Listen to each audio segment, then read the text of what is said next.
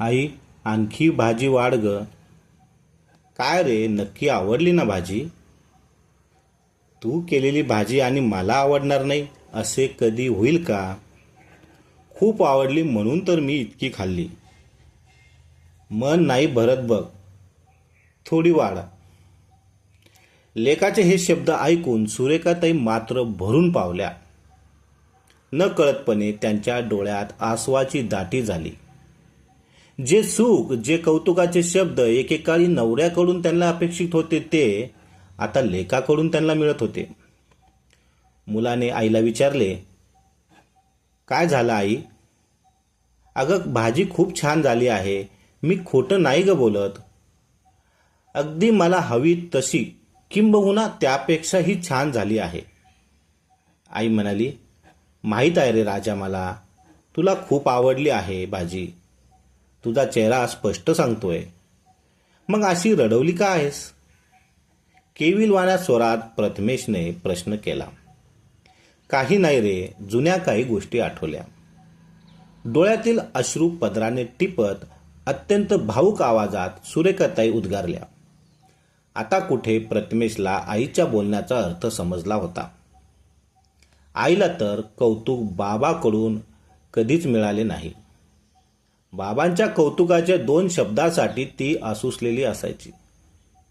पण बाबा मात्र बाबाच. चुकूनही सरळ कधी बोललेच नाहीत. आईसोबत उलट आईच्या चुका असो अगर नसो, फक्त ते दाखवून देण्यात त्यांना त्यांचा पुरुषार्थ वाटायचा. सारे काही झटकन प्रथमेशच्या डोळ्यासमोर आले.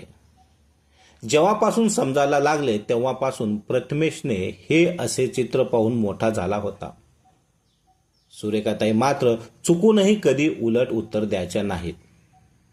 नवऱ्याला काय शोभील पत्नीप्रमाणे निमूटपणे नवऱ्याला सहन करायची. जणू त्यांना त्याची सवय झाली होती. कारण कोणाला उलटून बोलणे, स्वतःसाठी झगडणे या गोष्टी त्यांच्या स्वभावात बसत नव्हत्या. अगदी साध्या आणि सरळ वातावरणात वाढलेले सुरेखाताईंना लग्नानंतर मात्र खूप काही सहन करावे लागले. एके दिवशी हीच भाजी आईने अगदी प्रेमाने बाबासाठी बनवली होती. पण का कुणास ठाऊक पहिला घास तोंडात टाकताच मागचा पुढचा कोणताही विचार न करता बाबांनी ताट भिरकावून दिले. आम्ही भावंड लहान होतो, खूप घाबरलो होतो बाबांच्या तो रुद्र अवतार पाहून. अगदी जसाच्या तसा प्रसंग प्रथमेशच्या डोळ्यासमोर उभा राहिला. वरवर दिसाला फक्त राजा राणीचा संसार होता. सुरेखाताई आणि अजयरावांचा अगदी जबरदस्तीने आणि नेटाने ही लग्नाची आणि सासरवाडीची वेळी सांभाळत आली गेली. 26 वर्ष त्यांच्या लग्नाला झाले होते. नवऱ्याचे मन वळवण्यासाठी सुरेखाताई खूप प्रयत्न करायच्या, पण यश काही मिळायचे नाही. पुढे पुढे तर त्यांनी तो विषय सोडून दिला. कितीही काहीही चांगले केले, चांगले वागले तरी समोरून काय प्रतिसाद येणार आहे हे जणू त्यांना आधी तोंडपाठच असायचे.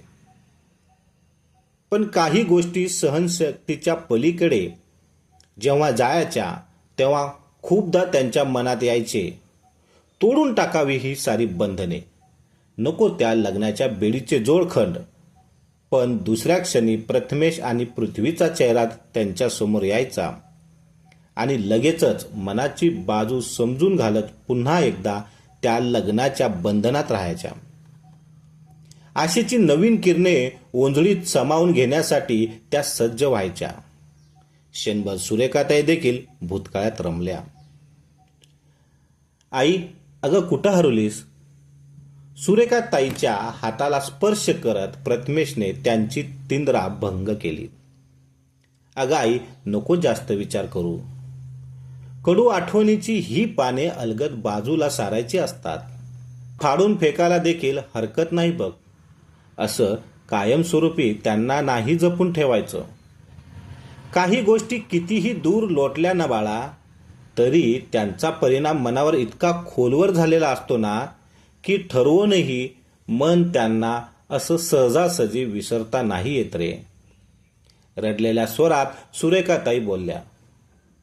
पटतंय ग सगळं, पण त्याने फक्त त्रासच वाटेला येत असतो. तर मग स्वतःला बदललेले गरजेचे नाही का? लेकाचे हे समजूतदाराचे बोल ऐकून सुरेखाताई मात्र त्याच्याकडे भावूक होऊन पाहायला लागल्या. कदाचित तुझे बाबा जर तुझ्यासारखे समजूतदार असते तर तिच्या पाण्यात दडलेला माझा राजा राणीच्या सुखी संसाराचे स्वप्न नाही राहिले आणि जन्मभरासाठी अडकलेल्या या लग्नाच्या बेडी चोरखंडाचे अधिक इतके मजबूत नसते वाटले.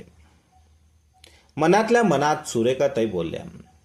प्रथमेश, मला आधी एक वचन दे. तू भविष्यात तुझ्या बायकोला नेहमी आदराने वागवशील. काहीही अपशब्द, शिवीगाळ आणि मारहाण या अशा बुरशी अहंकाराचा आधार घेणार नाही. तू कोणत्याही स्त्रीचा कधीही अपमान करणार नाहीस. लग्न हा एक पवित्र संस्कार आहे आणि तो मनापासून जपशील. तुझ्या होणाऱ्या बायकोला लग्नाच्या या बेडीमध्ये अधिक ओझे वाटणार नाही याची सर्वस्व काळजी तू घेशील.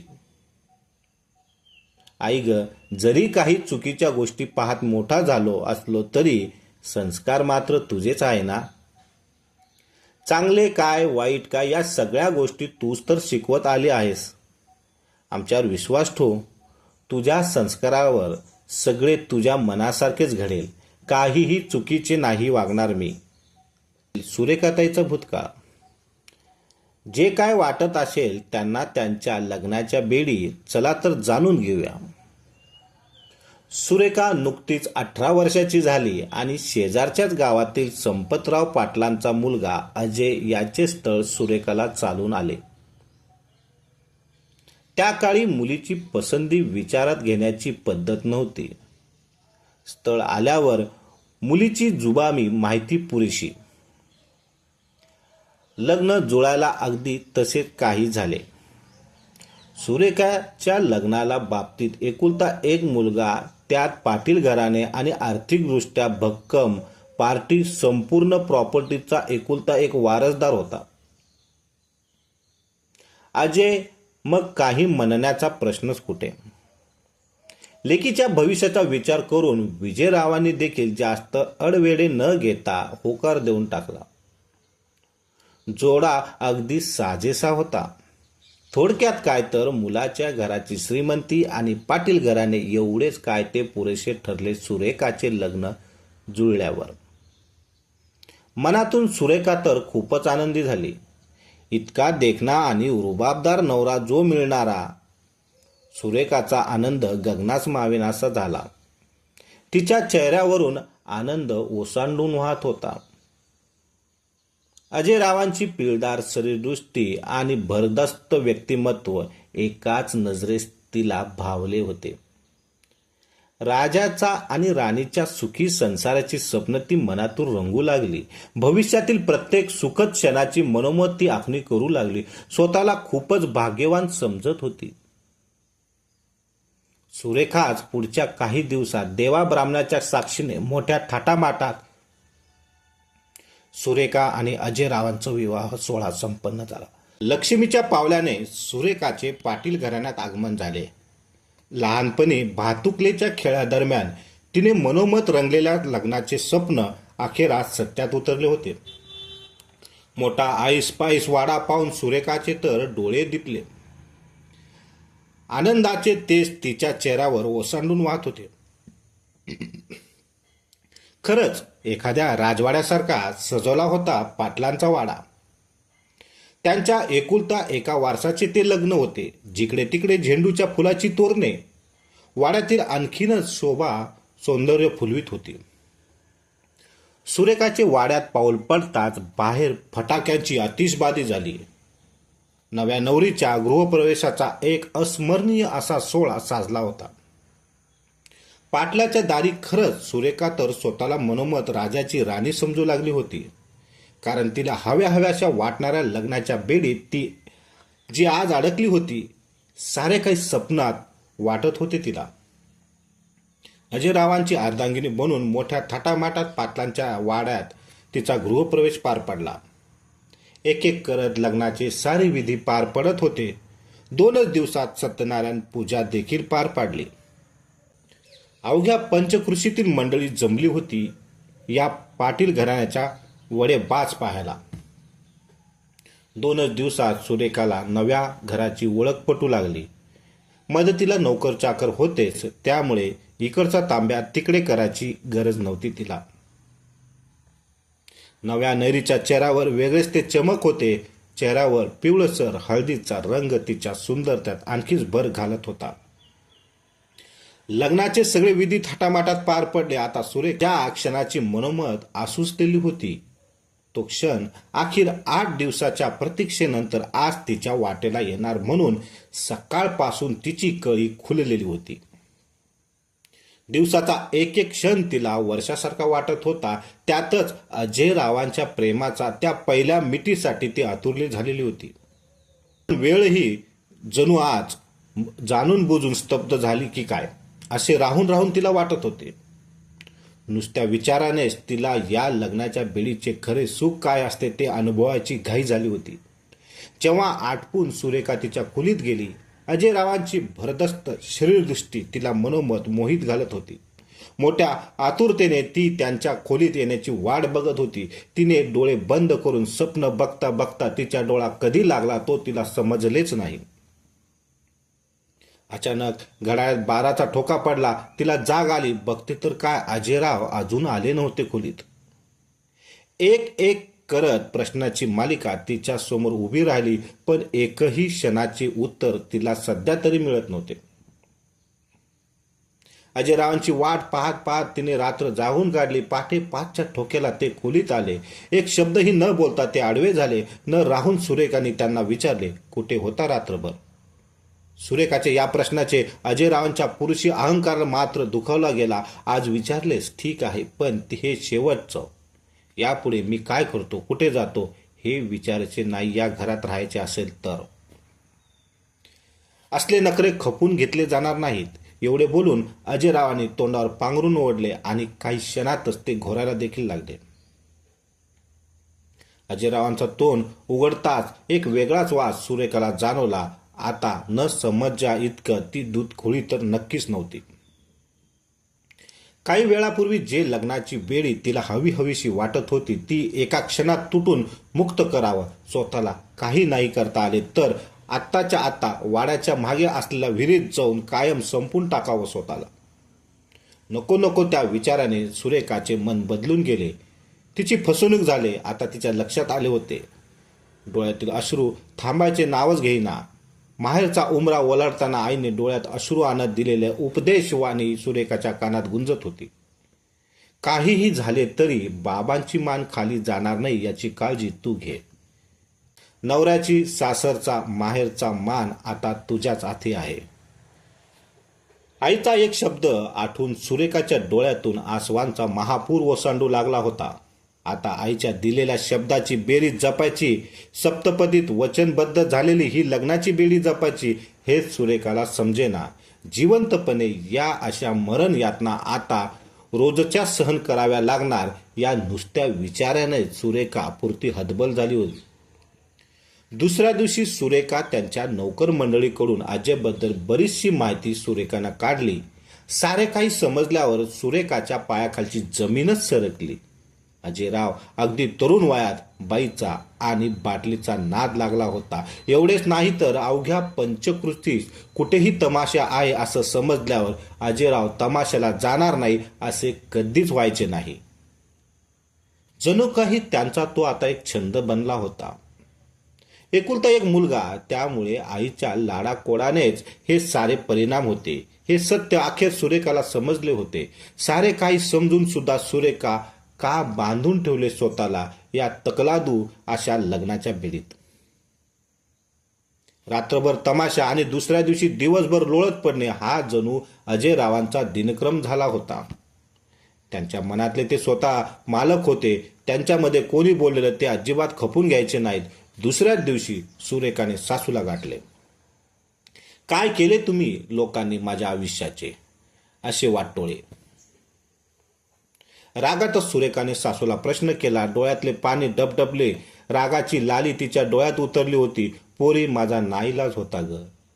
लेकाची अवस्था आमच्याने बघवत नव्हती. निदान लग्नानंतर तरी ते सुधरेल असे वाटले होते. पण बोलता बोलता शारदाबाई धपधकल्या. अहो, लग्न म्हणजे काय खेळ काय का? आणि होणारी सून म्हणजे तुमच्या बिघडलेल्या मुलाला सुधारण्यासाठी बाजारातून आणलेली खेळणी आहे का? रागाच्या भरात सुरेखाताईच्या मनात जे येईल त्या बोलत होत्या. कधीही कुणाला मान वर करून न बोलणारी सुरेखा आज पहिल्यांदा स्वतःवर झालेल्या अन्यायाविरोधात बोलत होती. परिस्थितीने तिला असे वागायला भाग पाडले होते, जणू सासू मात्र शांतपणे सर्व काही ऐकून घेत होती. रागावू नकोस बाळा, या सगळ्याला मी जबाबदार आहे. लेकाच्या प्रेमात मी इतकी आंधळी झाली होती की सतत त्याच्या चुकांना पाठीशी घालत आले. पण आता तू म्हणशील ती शिक्षा भोगायला मी तयार आहे. पण माझ्या लेकाची साथ कधी सोडू नकोस. बोलता बोलता शारदाबाई जागेवर कोसळल्या. क्षणातच शारदाबाई हे जग सोडून निघून गेल्या. सुरेखा बरोबर घरातील सर्वांसाठी हा खूप मोठा धक्का होता. लेकाच्या लग्नानंतर 8च दिवसात शारदाबाईचे असे अचानक जाणे सर्वांनाच हा धक्का पचवणे अवघड झाले. कोणी काहीही बोलत नसले तरी झालेल्या प्रकरणाला सुरेखा स्वतःला दोषी समजत होती. आता तर ती पूर्णवत अडकली होती या अपराध्याच्या जोरखंडातून. ठरवूनही ती स्वतःची मुक्तता करू शकत नव्हती. माझ्यामुळे झाले आहे हे सगळे. मी स्वतःला कधी माफ करू शकणार नाही. सर्व गोष्टीचे प्रत्यक्ष दर्शन साक्षीदार असलेल्या वाड्यातील रखमा मोलकरीण हिने सुरेखाची समजूत घातली. ताईसाहेब, वाईट वाटून घेऊ नका. काही गोष्टी आपल्या हातात नसत्यात. नीतीच्या पुढे कोणाचे चालत नाही बघा. लग्नाआधीपासूनच मालकीनबाई या गोष्टीचा धक्का घेतला होता. आपल्या स्वार्थासाठी लोकांच्या लेकराच्या आयुष्याचा आपण बळी देतो हे चुकीचे आहे असं सारखं मनात बोलून दाखवायच्या. त्या पण लेकाच्या प्रेमापोटी त्यांना हा निर्णय घ्यावा लागला. गेल्या 8 दिवसापासून एकच विचार त्यांच्या मनात बोलत होता. सुरेखाला सत्य समजल्यावर तिची काय अवस्था होईल. त्यामुळे तुम्ही स्वतःला नका दोषी मानू. तुम्हाला इथं कोणीही काही बोलणार नाही बघा. रखमाच्या बोलण्याने सुरेखाला खूप आधार वाटला. परंतु आता सासूच्या त्या शेवटच्या इच्छेसाठी आणि वडिलांच्या नावाच्या गावाच्या सुरेखाची ही लग्नाची बेडी जपण्याशिवाय दुसरा पर्याय दिसत नव्हता. अखेर आहे ते सत्य स्वीकारून पदरी पडले आणि पवित्र झाले असे मनाची समजूत घातली. अजयरावांना बदलण्यासाठी तिने मनापासून खूप प्रयत्न सुरू होते, पण इतक्यात यश मिळणे तितके सोपे नव्हते. हळूहळू सुरेखाचा सहवास अजयरावांशी घडू लागला. दोघांमधील अंतर आता सहवासाने हळूहळू कमी होऊ लागला. नवरा सुधारतो हे पाहून सुरेखाला देखील आनंद होत होता. रात्रीचे तमाशाला जाणे थोडेफार कमी झाले होते. त्याचे न कळतपणे अजयराव सुरेखाच्या प्रेमात पडू लागले. पण हे प्रेम फक्त रात्रीपुरतेच मर्यादित होते. दिवसा मात्र त्यांच्या पुरुषी अहंकाराचा पारा साऱ्या घरभरात फिरत राहायचा. सुरेखाची एखादी गोष्ट जरी अजयरावांना आवडली तरी ते पुरुषी अहंकार त्यांना तिथे कौतुक करण्यापासून रोखायचा. चुकून सुरेखाकडून एखादी गोष्ट चुकलीस, त्याच्या मर्जीविरुद्ध ती कधी वागली तर पुरुषाचे शस्त्र म्हणजे बाईवर हात उचलणे हा वापर वरचेवर होऊ लागला होता. पण सुरेखाने जणू आता स्वतःला सवय लावून घेतली होती. पुढे काही दिवसातच सुरेखाची आनंदाची बातमी आली. आता ती आजवर पूर्ववित बदलली. बाप होण्याच्या आनंदाने अगदी नाहून निघाली असे मनोमन वाटले होते सुरेखाचा. तो निव्वळ तिचा भ्रम होता. बाटलीचा नाद इतक्या सहजापजी सुटणार नव्हता अजयरावांशी. अशी मानसिकता त्यांच्या संसारात विनाशाचे कारण ठरू शकत होती. लेकाचे असे बेजबाबदारी वागणे उघड्या डोळ्यांनी पाहताना बापाचे काळीज मात्र तीळ तीळ तुटायचे. शारदाबाई, बघतेस ना, तुझ्या मुलाने आज पूर्ण घर कसं उद्ध्वस्त करून लावले आहेत पा. सोन्यासारखी सून मिळाली, पण तिचीही त्या नालायकाला किंमत नाही. आज ना उद्या तिचे दिवस भरतील, पण नवरा आणि होणारा बाप याची जबाबदारी केव्हा समजेल? हे आयुष्यभर असेच चालायचे का? कारण अजूनही याला बाटली सुटेना झाली आहे. त्यावेळी माझे तू ऐकले असते तर आज ही वेळ आली नसती. पण आता बोलून काय उपयोग? खूप उशीर झालाय आता या सगळ्याला, असे मनात बोलू लागले. डोळ्यातून अश्रू ढळत आपल्या स्वर्गवासी पत्नीशी एकांतात रोज बोलत असायचे. सुरेखाचे सासरे परिस्थितीला समोर अगदी हतबल झाले होते. थोड्या दिवसात सुरेखा अगदी सुखरूप बाळातपण झाली. तिच्या पोटी जुळे जन्माला आलं. एक गोंडस अशी परी आणि एक राजकुमार. क्षणात घराचे गोकुळ झाले. निदान आता तरी विजयराव बदलतील अशी आशा वाटत होती, पण सुरेखा दिवसेंदिवस निराश पदरी पडत होते. लेकराच्या सहवासात आता तेही शक्य तितके सुरुवातीचे क्षण वेचण्याचा आणि आनंदी राहण्याचा पुरेपूर प्रयत्न करत होती. नवऱ्याच्या वागण्याकडे दुर्लक्ष करत एक एक दिवस ती ढकलत होती. लेकराच्या येण्याचे तिच्या आयुष्यात आनंद झाला खरा, पण नवऱ्याच्या प्रेमाच्या 2 शब्दासाठी, त्याच्या एका मिठीसाठी ती आजही आसुसलेली होती. माझ्या लेकाची साथ कधी सोडू नकोस, हे सासूचे शेवटचे वाक्य आणि लग्नानंतर सासूने सुनेकडे मागितलेले पहिलीच गोष्ट आजही सुरेखाच्या डोळ्यात आसवाची दाटी व्हायची. मी अजय रावांच्या चुकाकडे दुर्लक्ष करायचे, बळ मनात आपसुक तिच्या निर्माण व्हायचे. तर काय आणि कसे झाले असेल सुरेखाचे अजय रावांचे नाते भविष्यात? तर पुढची कथा आपण बघूया. मित्रांनो, ही कथा तुम्हाला कशी वाटली हे माझ्या कमेंट बॉक्समध्ये जरूर सांगा. आणि चॅनलवर तुम्ही नवीन असाल तर चॅनलला सबस्क्राईब करायचं विसरू नका. पुन्हा भेटू अशाच एका व्हिडिओमध्ये. तोपर्यंत धन्यवाद.